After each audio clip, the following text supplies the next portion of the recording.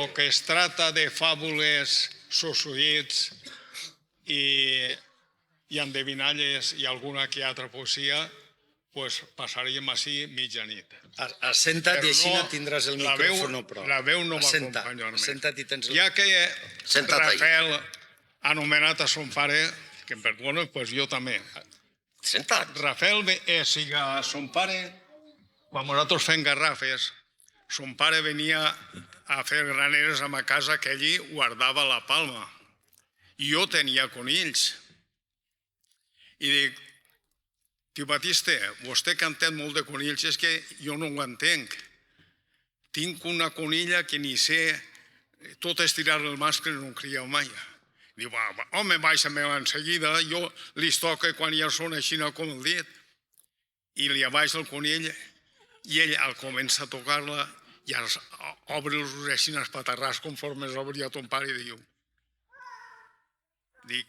obre-li les cames, tio Batista, i diu, maricón, si és el mascle.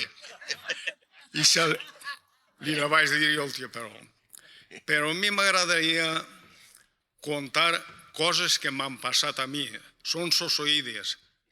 En fundament són lleges, però era el que passava. Perquè jo avui en dia tinc 91 anys. Vaig complir el 31 de maig. I a escola ha anat molt poquiu. Si jo vaig néixer en el 32 i en el 36 ja sabeu el que va passar. Entonces, aquests anys, escola ni n'hi havia ni deixava d'haver, perquè no n'hi havia mestres ni res. I em vaig ensenyar algunes que altres cosetes. I entonces, la fira xètima era una fira molt important, com avui també ho és. I nosaltres, gallet, no en teníem ni uno. La meva mare, això és un hecho real. La meva mare i mon pare diu que tindrien gust de portar els xiquets a la fira xètima. I com se ho correixen, així vivia un home que li diuen el tio Gaspar, que vivia ahí, en eixa caseta, que era tio meu, que per cert tots els nits venia a ma casa a que jo li llegira unes lliçonetes d'un llibre que és l'únic que donava, que es deia La infància, i me'l sabia de memòria, i jo li dic, ja este xiquet com lleig. I pensen per anar a la fira perquè mon pare i ma mare no tenien un gallet en aquella època. I nosaltres érem 3 germans, Pepe, Santiago, que sóc jo, i Vicentica. I per què no li diguem al tio Gaspar? El tio Gaspar li diguem en seguida, ell tenia una queta i diu, doncs demà aupa a la fira. Al mateix ben, això tenia jo 8 anyets, el meu germà en tindria ja 12, que ja corria un muntó, i la meva germana tenia 3 menys que jo.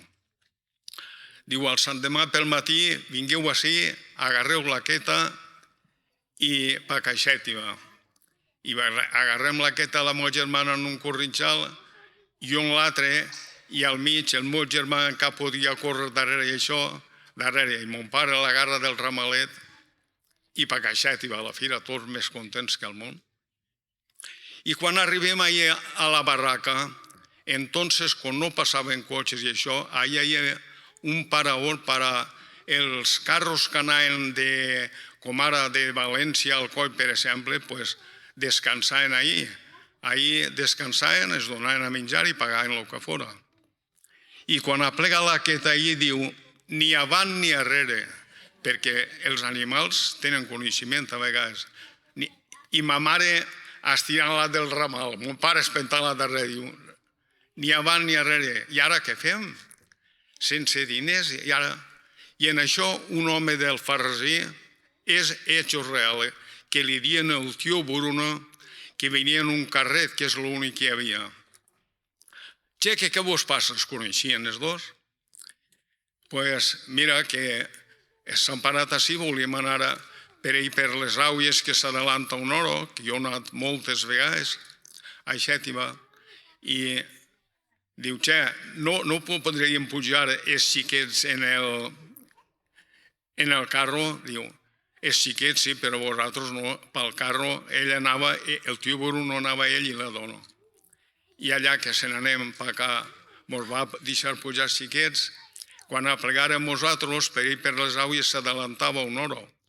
Per fora n'hi havia 4 hores. Ja estava mon pare i ma mare allí guardant-nos, li donaven les gràcies a l'home, i l'Aqueta es va quedar en el paraula que n'hi havia. Allí la van desaparellar, perquè aquest paraula era d'un home d'ací, germà d'un que li diuen el tio Ricardo Jaumelino, el tio Ricardo el Tormento, que vivia en el Gemesí, l'amo del paraula, i es van deixar l'Aqueta allí. I quan ja es va fer tard, que vam veure el familiar que havien de veure, i vam veure la fira els xiquets, au, tornem-se'n. I se'n tornen per a casa. Quan apleguem, anem a agarrar l'Aqueta i li posen la parella i això, i en seguida la meva germana un corrinxal, jo l'altre, i si duien un cabasset o el que duien per a portar l'almorzar i el dinar i algun trastet que feia falta. I l'Aqueta arranca a córrer i no la van poder seguir fins a casa, per lo que dic, que els animals apleguen a ser. En quant això és un hecho real, que de ahí, de les aules, ne sé varios, però ja no són hechos reals, són sosovits. Vosaltres tots sabeu, o la majoria, que el dia que l'àvia que aplegava a Xètiva venia d'ahir de les aules, que en les aules, per lo que diuen les persones que saben, és a un mes de la vall d'Albaida, a un mes àvia allà, en les muntanyes. I allí està important l'àvia de les aules a Xètiva. I l'ingeniero que anava, no hi havia manera de dur-la a Xètiva. I quan seria la cosa que tenia una filla, diu, pare, mentre no li faça ventoses perquè respiri l'àvia no li aplegarà. I l'àvia, i son pare diu, ja serà gros, que la meva filla sàpia més que jo, i va fer les ventoses i l'àvia va plegar a Xètiva. Però el pare va anar i va matar a la filla. De veure que la filla sabia molt més que son pare. En quant a endevinalles, i si voleu alguna poesia també, l'any passat estiguent la xica ne vaig contar 4, que me n'endevinaren 2, però ne sé un garbó, ne sé moltes. Aquest any passat em van endevinar una preciosa. No, ixa no. Es vaig dir 400 por un barranco y todos con el culo blanco. Me la van endevinar, ¿eh?